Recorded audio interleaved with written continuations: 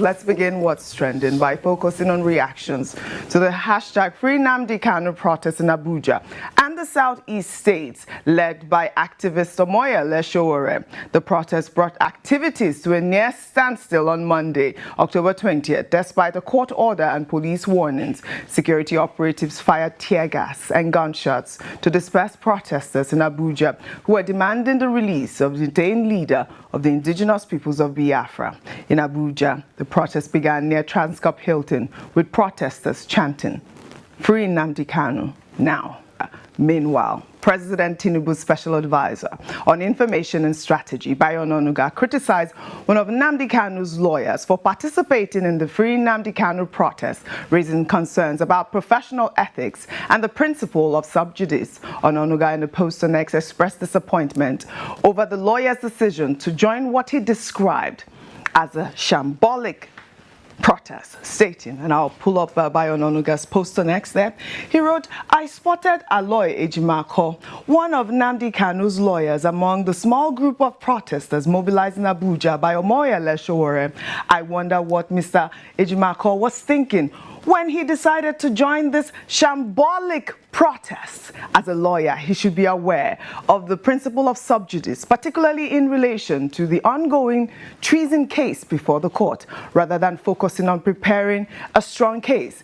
Mr. Ejimako has resorted to extra legal tactics, joining a career anarchist," he describes Sowore as an anarchist, "to influence the process. Legal authorities should consider appropriate sanctions for unethical conduct of the bearded lawyer." And of course, you're laughing there, Rufai, you're laughing.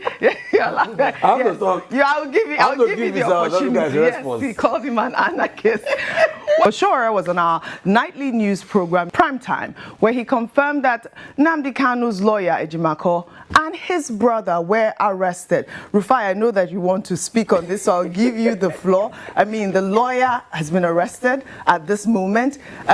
Sowore is saying that the prison or the police station or where the lawyer is being kept is like a dungeon. That's what he said on Primetime yesterday. Very sad. And please, that they should be let free. I mean, yes, because they protested. I mean, once you arrest them, you take their filings and everything. Please just let them free. Second, the one I want to laugh about is what name did Mr. Bayo Onanuga called Sowore?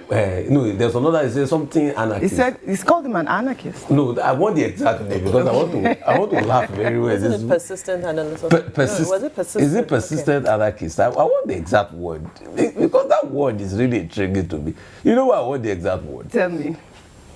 In the 90s, when Sowore was protesting as student union activist, and Mr. Bayo Onanuga with his paper was supporting Sowore there because the protests, they were all together. Sowore was not an anarchist then. No. When they were all together, didn't Sowore come out recently to say that even Mr. Bayo Onanuga played a fundamental role by supporting the career anarchist? So when they were protesting against June 12th, that Mr. Bayo Onanuga was part of against the military, Sowore was not a career anarchist then because the protest supported them. The likes of Mr. Bayo Onanuga giving Sowore coverage in his paper then, he was not a career anarchist then. So it is today now that Mr. Bayo Onanuga now remembers because he's in a government that they are protesting that is opposing what Sowore is today he remembers. This Nigeria will bust your mind, please. You know sometimes they say, if you live long enough in this country, you will see rubbish. You see, the truth has to be said. When interest does not align, these are the things. These are people I respect so much. Mr. Bayo Onanuga. You know why I respect this man?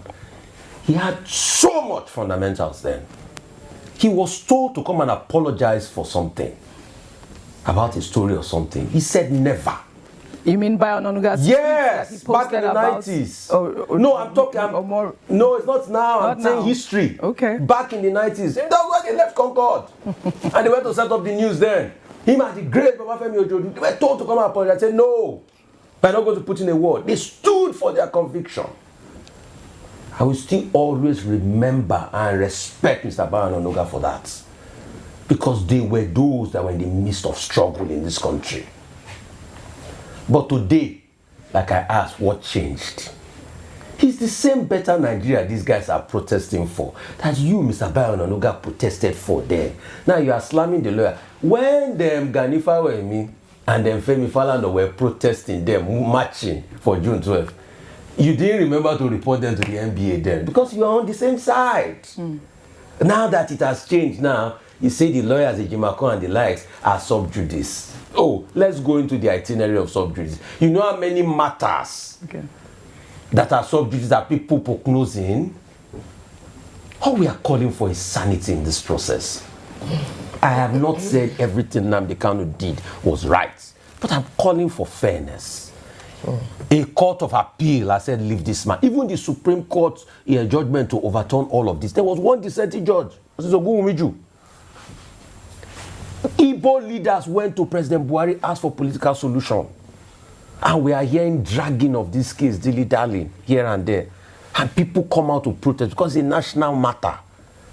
And we are casting aspersions on them. This is the same Mr. Bayo Onanuga that we used to read all this articles. I used to press the neck of the Obasanjo, any small thing, bumper to bumper with the news. Yes. But what changed? That's what we ask. But before I come fully to Yemi Adamolekun's story, OJ, let me just say two statements on Nnamdi Kanu's one. Number one is that the government is actually succeeding in making him a hero.